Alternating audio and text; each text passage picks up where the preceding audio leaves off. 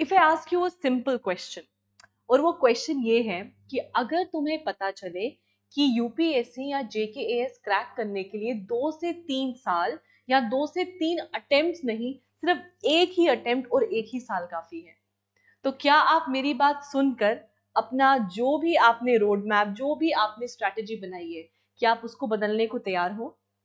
या फिर आप एक बिगिनर हो और चाहते हो कि मुझे इतने साल नहीं लगाने, मुझे 1 साल में ही अपना यूपीएससी या जेकेएएस को क्रैक करना है, जो हम सब चाहते हैं? तो क्या आप मेरी बात सुन के इस चीज पे बिलीव करने को, और सबसे ज्यादा क्या अपने आप पर बिलीव करने को तैयार हो? आज ये वीडियो मैं बना रही हूं ताकि मैं आपको कुछ ऐसी मिस्टेक्स बताऊं जिसकी वजह से 2-3 साल लग जाते हैं, और वीडियो के एंड में मैं आपको बताऊंगी आपके डेली टारगेट्स क्या होने चाहिए और आपके 90 डेज का प्लान क्या होना चाहिए in order to qualify the upcoming JKAS prelims. अब कुछ सोचेंगे कि भैया अपकमिंग मतलब, जिस पर मैं ऑलरेडी वीडियो बना चुकी हूं कि केएस की एक्सपेक्टेड नोटिफिकेशन डेट क्या है, कितने नंबर ऑफ सीट्स रेकमेंड होने वाली हैं, और एक्सपेक्टेड या टेंटेटिव डेट क्या है प्रीलिम्स, जेकेएएस प्रीलिम्स 2026 के। जिन्होंने वो वीडियो नहीं देखी है, पहले आप वो वीडियो भी देखिए, इसके साथ आप वो वीडियो भी देखिए, ताकि आपको पता चले कि जो मैं कह रही हूं और जो ये वीडियो है वो आपके लिए कितनी बेनिफिशियल हो सकती है। तो शुरू करें दोस्तों। सबसे पहले तो हम बात करते हैं कि what are the requirements, right? अगर आप एक बिगिनर हैं या फिर आपने अभी आप ग्रेजुएशन कर रहे हैं, या आपको लगता है कि भाई इस साल में जो आने वाला है केएस या फिर यूपीएससी में उसका अटेम्प्ट देना चाहता हूं या देना चाहती हूँ, राइट? और या फिर आप सोच रहे हैं कि यूपीएससी को 1 साल लगेगा, पहले मैं केएस दे देता हूँ, केएस का प्रीलिम्स कर लेता हूँ फिर देखता हूँ, राइट? जो भी आप सोच रहे हैं, मैं आपको बताती हूँ सबसे पहले आपको क्या करना है। तो सबसे पहले जी आपको सिलेबस देखना है, राइट? सबसे पहले you have to go through the syllabus. Number second, जब आप एक बारी सिलेबस को देखो, जब मैं आपको बोलती हूँ ना गो थ्रू द सिलेबस, तो उसका मतलब होता है आपको डिटेल में वो सिलेबस देखना है। पूरा का पूरा जो वेबसाइट के ऊपर सिलेबस है, you go through that in detail, आप उसको देखिए। उसके बाद जो सेकंड चीज आपको करनी है, that is PYQ analysis, right? ये इतना रिपीटेड सा शब्द है ना, जो आई थिंक आपने भी 50,000 बार ऑनलाइन सुना होगा, मैंने भी 50,000 बार अपनी क्लास में बोला होगा, राइट? आपने भी 50,000 बार अपने फ्रेंड्स या वो सब दोस्त जो ऑलरेडी प्रिपरेशन में है उनसे सुना होगा। पीवाईक्यू एनालिसिस का मतलब होता है कि आपको समझ आता है कि लेवल ऑफ डिफिकल्टी क्या है एग्जाम का। अगर आप कोई टॉपिक पढ़ रहे हो, आपने वो टॉपिक रट्टा मार दिया है, लेकिन उससे रिलेटेड क्वेश्चन जब आता है तो आप सॉल्व नहीं कर पाते हो, so that is good for nothing. Nobody in the end will ask you कि आपने कितनी किताबें पढ़ी, आपने कितना घंटे लगाए। एवरीबडी विल ओनली सी कि आपने कितने क्वेश्चंस को सॉल्व किया। उसके लिए आपको समझना जरूरी है कि डिमांड ऑफ द एग्जाम क्या है, और इसीलिए पीवाईक्यूज को एनालाइज करना becomes very very important. So what you have to do is कि आपको पीवाईक्यूज को एनालाइज करना है to understand the level of the exam, to understand the pattern of the exam, ताकि जब आप कोई चीज पढ़ रहे हो तो आपको समझ आए कि भाई ये चीज मैंने पढ़ी थी और इस चीज के ऊपर उस साल में ऐसा क्वेश्चन पूछा गया है। सो जब आप कोई नई चीज पढ़ रहे हो तो आपको समझ आएगा कि वो क्वेश्चन किस तरह से आपसे पूछा जा सकता है, right? This is the second thing which you need to do. Third is your resources. I'll tell you a story of our student, right? हमारा एक स्टूडेंट था, उसका नाम था साजिद, right? अब जो वो स्टूडेंट था हमारे पास, वो अपने सेकेंड ईयर ऑफ प्रिपरेशन में आया था, तो हमने उससे पूछा कि भाई आपने फर्स्ट ईयर प्रिपरेशन में क्या क्या गलतियां की। तो उसने बोला कि भाई जो मेरा फर्स्ट ईयर ऑफ प्रिपरेशन था ना, मैं उसमें क्या करता था, मैं उसमें आई वॉज कंप्लीटली लॉस्ट। मैंने कोई 10-12 बुक्स पढ़ दी, राइट? मुझे जो टॉपर की स्ट्रैटेजी यूट्यूब पे दिखती थी, मैं उसको फॉलो करता था। आज एक की देखी, बड़ा अच्छा लगा तो उसको फॉलो कर दिया, कल किसी और को देखी तो उसका फॉलो कर दिया। जो मुझे जैसा बोलता था मैं वैसा ही करने शुरू कर जाता था। दिन के 10-12 घंटे में पढ़ता था, लेकिन मेरा फिर भी प्रीलिम्स नहीं हुआ, राइट। एंड जब वो हमारे पास वो बच्चा रहा, in the next attempt the first thing which we did was, हमने उसके रिसोर्सेज को मिनिमम कर दिया। हमने हमारा जो ऑनलाइन बैच था उससे तो वो पढ़ता ही था, जो हमारे क्लासरूम नोट्स थे वी प्रोवाइडेड देम दैट, और साथ में हमने बस उसको अपनी प्रीलिम्स स्टैटिक रिवीजन की किताबें दी थी, and of course included mains also. उस बच्चे ने सिर्फ वही पढ़ा, उस बच्चे ने प्री भी क्वालिफाई किया, उस बच्चे ने उस साल का मेंस भी लिखा, राइट। हाउएवर अनफॉर्चुनेटली उसका इंटरव्यू जो स्टेज थी वो रह गया, but then he somehow managed to qualify pre and mains and reach the interview stage। ठीक है, इस बारी वो फिर से जो है वो मेंस लिखने वाला है, राइट। सो कहने का मतलब ये है कि हम लोग क्या करते हैं ना, हम लोग इतने सारे रिसोर्सेस को देखने शुरू हो जाते हैं, इतने सारे रिसोर्सेस पढ़ने लगते हैं कि हमको समझ नहीं आता है कि जो इतना क्लटर है उसको स्क्रूटनाइज करके उसको संभालना कैसे है। क्योंकि इतना पढ़ने का फायदा नहीं है अगर आप उसको आपका रिटेंशन नहीं हो पा रहा है, नंबर वन। नंबर सेकंड कि that is not smart work, that is only hard work. और वही फर्क, और हार्ड वर्क तो गधा भी करता है, तो आपको गधा या वैसा नहीं बनना है, आपको ऐसा बंदा बनना है जो हार्ड वर्क भी करे but at the same time smart work भी हो, राइट। अब सबसे इंपॉर्टेंट, आपका अगर आप एक बिगिनर हैं, राइट, क्योंकि ये video mostly for the beginners है, अगर आप एक बिगिनर हैं तो आपका 90 डे प्लान होना क्या चाहिए। व्हाई डू आई से 90 day plan? I say this because there are lot of students, I am sure, जो मुझे अभी देख रहे हैं, और कुछ ऐसे बच्चे भी होंगे जो भी प्रिपेयर कर रहे होंगे फॉर द प्रीलिम्स 2026, ये उनके लिए भी है। और जो बच्चे लास्ट ईयर ऑफ ग्रेजुएशन में है, बाय जून आप लोग फ्री हो जाएंगे, राइट, तो मैं उनके लिए भी ये बता रही हूँ, ठीक है।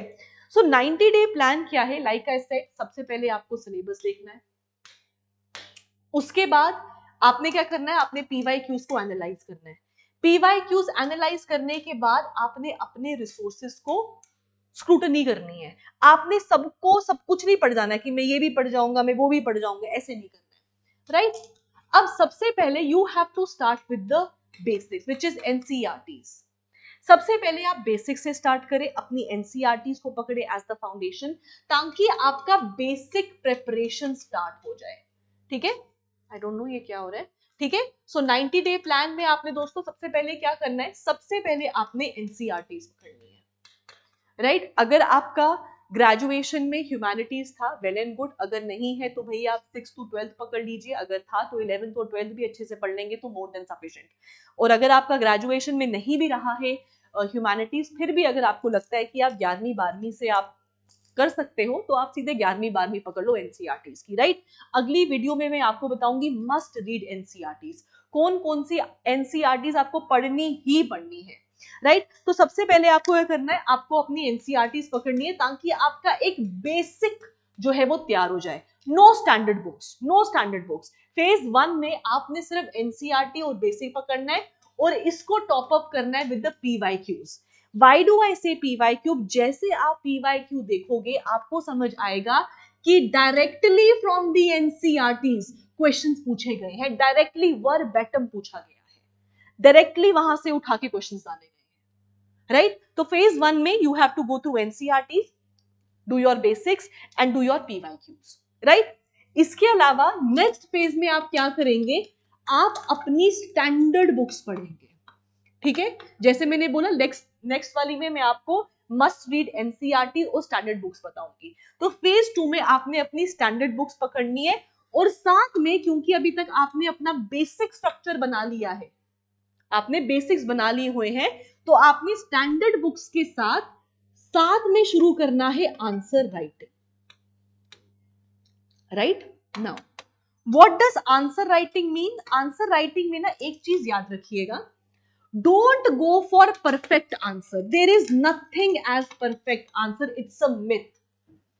हो सकता है आपने बड़ा अच्छा आंसर लिखा है, एक को बड़ा पसंद है, हो सकता है मुझे एकदम बकवास लगे, मैं बोलूं यार ये क्या बकवास लिखा हुआ है, right? So they don't go for perfection कि मुझे परफेक्ट आंसर चाहिए, गो फॉर एवरीडे इंप्रूवमेंट। अगर आप हर आंसर के साथ इंप्रूवमेंट कर रहे हो ना, आपके लिए वही परफेक्शन है, because a point will come जब आप एक्चुअली में परफेक्ट हो चुके होगे, right? So don't go for perfection, go for improvement, daily improvement. तो आपने स्टैंडर्ड बुक्स पढ़ रही हैं, आपने एनसीईआरटी पढ़ा है, आप स्टैंडर्ड बुक्स पढ़ रहे हो, go for daily answer writing. Daily answer writing क्या होगा? फॉर एग्जाम्पल, पहले वीक में आप सिर्फ एक ही क्वेश्चन लिखिए, सेकेंड या थर्ड वीक आते आते आप 3 क्वेश्चंस लिखिए, एंड बाय द मंथ आप एक साथ 4 या 5 क्वेश्चन लिखिए, एंड बाय कमिंग मंथ्स मतलब 1.5 महीने या 2 महीने के बाद आप एक फुल फ्लेज्ड पेपर भी लिख सकते हो। शुरुआत आपने एक ही क्वेश्चन से करनी है। और एक और चीज जो बच्चे गलती करते हैं वो क्या है ना, वो क्या करेंगे, फॉर एग्जाम्पल कोई क्वेश्चन आया, पहले उस क्वेश्चन का मॉडल आंसर देखेंगे और फिर आंसर राइटिंग करेंगे। Don't do that. जब आप कोई चीज पढ़ते हो ना, एंड प्राइमरीली अगर आप एक फ्रेशर हो तो आप क्या करते हो, आप एक प्री रिक्विजिट होता है, अच्छा मॉडल आंसर में ये लिखा था, ठीक है मुझे ये चीजें लिखनी। Don't do that. So when you practice answer writing, right your answer first, और उसके बाद आप मॉडल आंसर के साथ उसको कंपेयर करो। फिर आपको समझ आएगा कि मॉडल आंसर में ऐसे क्या पॉइंट्स लिखे थे जो आपने इंक्लूड नहीं किए, या फिर आपकी सोच वहां तक गई ही नहीं। आपने पहले ही मॉडल आंसर अगर देख के लिख लिया है तो आप अपने सोच के होराइजन को इतना बढ़ा ही नहीं पाएंगे। सो सबसे पहले क्या करना है, आपने आपने आंसर लिखना है, फिर आपने मॉडल आंसर देखना है। And don't run for perfection, improve every day, and if you are improving every day with your answer, that is sufficient, right? That is what we do in our batches also. जैसे जो हमारे batches चलते हैं ना, हमने हफ्ते 10 दिन के बाद जो भी क्लासेस चल रही है, प्रीलिम्स एंड मेंस रहता है, राइट?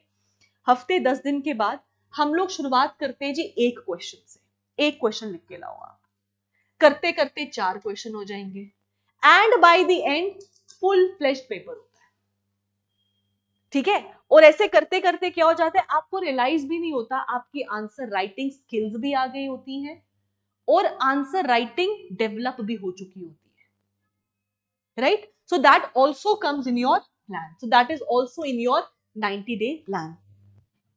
लास्ट में जब आपने स्टैंडर्ड बुक्स पढ़ ली है, सब कुछ कर लिया है, उसके बाद आपने क्या करना है, आपने मॉक टेस्ट लगाने हैं। मॉक टेस्ट अगेन मैं आपको रिपीट करूंगी, आप 1 साल लगाओ, 4 साल लगाओ, 6 लगाओ, 10 लगा लो चाहे, अगर आपने mock test, answer writing test, ये सब चीजें नहीं लगाई है ना, पेपर पास नहीं होने वाला। क्योंकि it is not about this exam is also, it's not just about knowledge, it's about applied knowledge, कि आपने जो चीजें पढ़ी हैं आप उसको कैसे अप्लाई करके आंसर को सॉल्व करोगे। सो मॉक टेस्ट बड़े ज्यादा जरूरी हैं आपके लिए, और अगर आप ये 3 चीजें कर रहे हो ना, आई कैन गारंटी यू कि आप अपने पहले ही अटेम्प्ट में, पहले ही साल में अपना पेपर पास कर सकते हो। और आप में से अगर कोई भी इंटरेस्टेड है तो दोस्तों, we are open to provide you mentorship. Description में गूगल फॉर्म है, उसको भरिए। We will provide you mentorship if you are a beginner, या फिर 2-3 साल हो चुके हैं, 2-3 अटेम्प्ट हो चुके हैं, लेकिन फिर भी कुछ ना कुछ नंबर से पेपर रह जाता है। We are there to provide you with the mentorship, provided आप सीरियस हो और पेपर क्वालिफाई करना चाहते हो तो, ऐसे नहीं, ठीक है? अब आता है another thing which is daily। Daily time table क्या होना चाहिए भैया? कुछ लोग कहते हैं भाई दिन के कम से कम भी 15 से 16 घंटे पढ़ने पड़ेंगे, तब जाके कहीं पेपर पास होगा। ये सब बकवास है।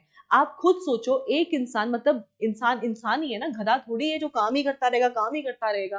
Don't do that, don't be so harsh on yourself कि अगर आपको लगता है कि भाई 14 घंटे पढ़ूंगा हर दिन तो पेपर हो जाएगा। नहीं, 14 घंटे में से अगर आपका दिमाग ही फंक्शनल 7 से 8 घंटे है, बाकी टाइम आप सिर्फ उल्लू बना रहे हो दुनिया को भी, दुनिया छोड़ो अपने आप को, तो उसका फायदा क्या है? So your daily timetable should be, if you are a beginner, start your morning with newspaper. Newspaper पढ़ो और थरली पढ़ो। स्टार्टिंग में न्यूज़पेपर पढ़ने में टाइम लगता है, 1.5 से 2 घंटे लग सकते हैं, उससे ज्यादा भी लग सकते हैं, बट एक पॉइंट पे आने के बाद आधे पौने घंटे में आपका पूरा न्यूज़पेपर आप पढ़ चुके होंगे, right? First thing you need to do morning. Afternoon तक आते आते, since you are a beginner और आप रीस्टार्ट कर रहे हो अपनी journey to qualify the civil services exam in first attempt, afternoon में आते आते स्टार्ट विद वन सब्जेक्ट। एक सब्जेक्ट के साथ आप शुरू करो। इट कैन बी एनीथिंग, आप हिस्ट्री पकड़ लो, geography, economy, science and tech. Science and tech खैर एंड में करना क्योंकि वो करंट अफेयर बेस ज्यादा होता है, इन्वायरमेंट हो सकता है, एनीथिंग। आपने एक सब्जेक्ट पढ़ लिया भैया, आफ्टरनून में आपने वो पढ़ा, राइट? पढ़ लो 2 से 3 घंटा। सुबह आप 2 घंटा लगा लो, इधर आपने 2 से 3 घंटा पढ़ लिया। Give yourself rest. Evening में all you need to do is revise. जो आपने मॉर्निंग में न्यूज देखी है आप उसको नजर मारिए, जो आपने आफ्टरनून में चीज पढ़ी है आप उसको रिवाइज करिए। अगर आपने ये 2 काम कर लिए और ये नहीं किया, ये दोनों अपने आप ही फेल हो जाएंगे। तो ये वाला स्टेप दोस्तों बहुत ज्यादा जरूरी है।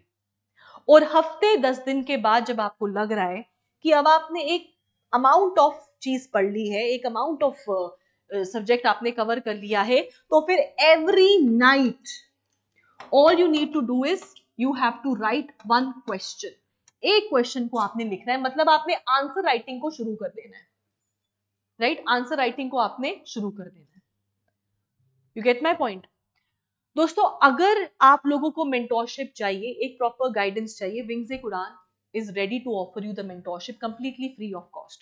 All you need to do is call on our numbers, Google form भरिए, reach out to us और we will reach out to you. लेकिन आप जो भी करना है अभी से स्टार्ट करें।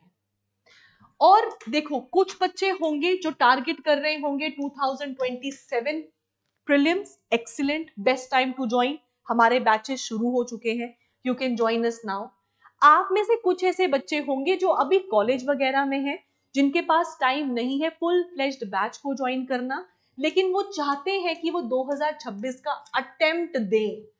दोस्तों उनके लिए हमारे पास क्या है, आप जब तक आप ऑफलाइन नहीं आ सकते, आप ऑनलाइन पढ़ लो, ऑनलाइन पढ़ो।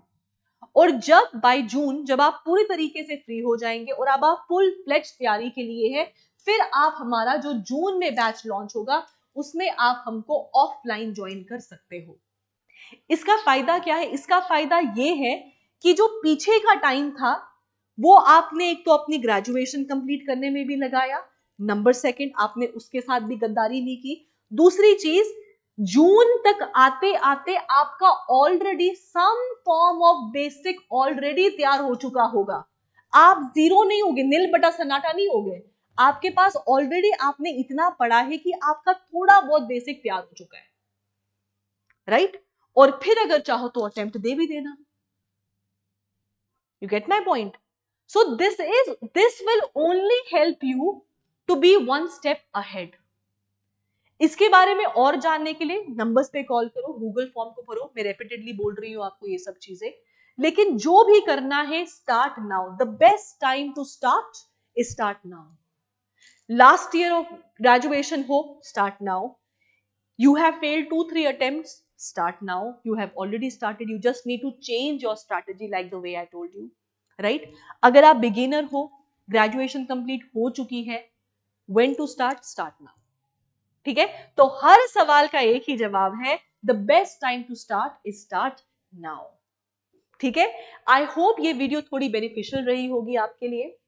और JKAS की नोटिफिकेशन कब आने वाली है, कितनी पोस्ट आने वाली है, एक्सपेक्टेड प्रीलिम्स कब होगा, उसकी वीडियो ऑलरेडी बना चुकी हूं, तो वो जाके आप देखिए। इसी चैनल पे आपको वो वीडियो मिल जाएगी, वो प्लीज जाके आप देखिए, राइट? और नेक्स्ट वीडियो में I will tell you about the standard books and the must read NCERTs to qualify your civil services exam.